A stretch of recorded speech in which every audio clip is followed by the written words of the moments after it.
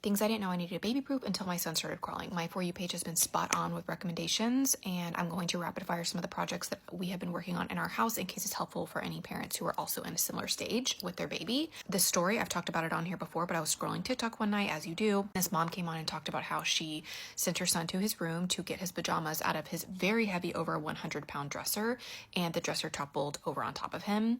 He was fine, thank God, but that story stuck with me because that is when I personally started this process. This is not meant to fearmonger. This is just meant to remove the belief that this kind of stuff cannot happen to you, because it happens to people every single day on here.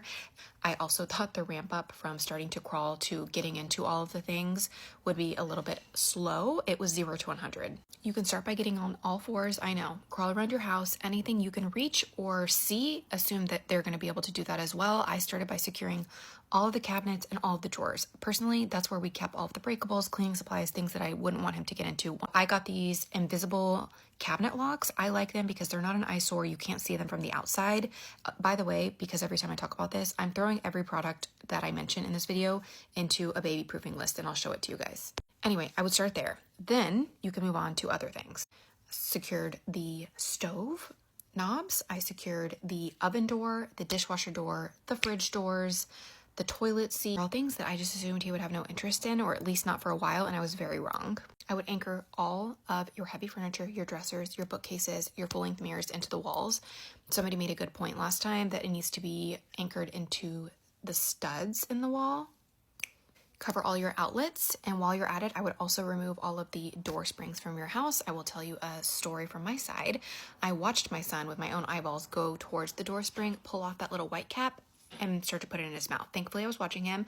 At that point, I ripped them all out of the house. Reorganize any loose cords that you have hanging around for a couple of different reasons. Obviously, they're going to want to pull the outlet or the cord out of the outlet, but I also saw that if there was a loose cord hanging, my son wanted to pull whatever it was connected to. For example, a lamp on a table, he's going to pull it and the lamp would come down. So that took a little bit of work. I do have a couple recommendations on things that we figured out that were helpful, including these outlet box cover things. I don't know. It's going to be on the list. If you have pets, I've seen many videos on here about hiding the food bowl, the water bowl. I don't have pets, so I don't have a ton to say on that topic. It may not even be feasible if you are someone who does have one watching this, but just something to keep in mind. Same with houseplants.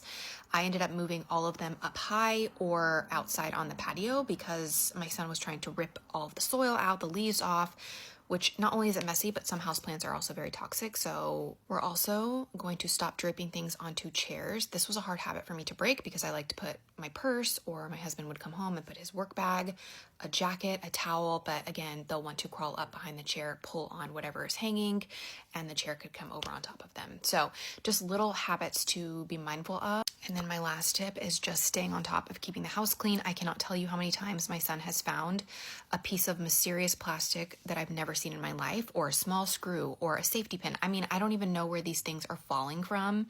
So I'm vacuuming once, if not twice, every single day, which is not my favorite task, but it needs to be done. I mean, they are going to want to put things in their mouth 24/7, and you just have to be so careful. Oh, and on that point, take your shoes off at the door. If you're not already doing that, don't walk around your house with your shoes. Your baby's going to crawl around the floor. They're going to put their hands in their mouth, and whatever you picked up out in the world will go into their mouth. So just stop that habit as well. I think it's worth mentioning that you can hire people to do this for you. If this feels too overwhelming, if you don't have the time for it, if you have the funds to do so, there are companies that you can use that will come assess your house. They will give you a breakdown of everything that needs to be baby proofed, and I do it for you. It's not cheap, but again, like personal preference. So just wanted to throw that out there.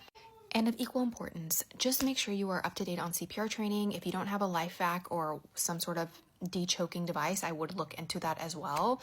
And don't just buy it and store it away. Buy it, know how to use it, and have it somewhere that is easy to grab, because we need a game plan if and when something happens regarding something they put into their mouth. It's not the time to figure that out when you are in crisis mode. So again, not meant to fearmonger. Genuinely, this is not what the point of this video is. It is just to spread awareness so that we can. So if you click the link in my bio, it's the very first option. It'll take you over to my Amazon storefront, and then this list is titled Baby Proofing. It has all of the products that I mentioned and the products that we use that were helpful, including the invisible little cabinet locks. Okay, good luck. And let me know if I forgot anything.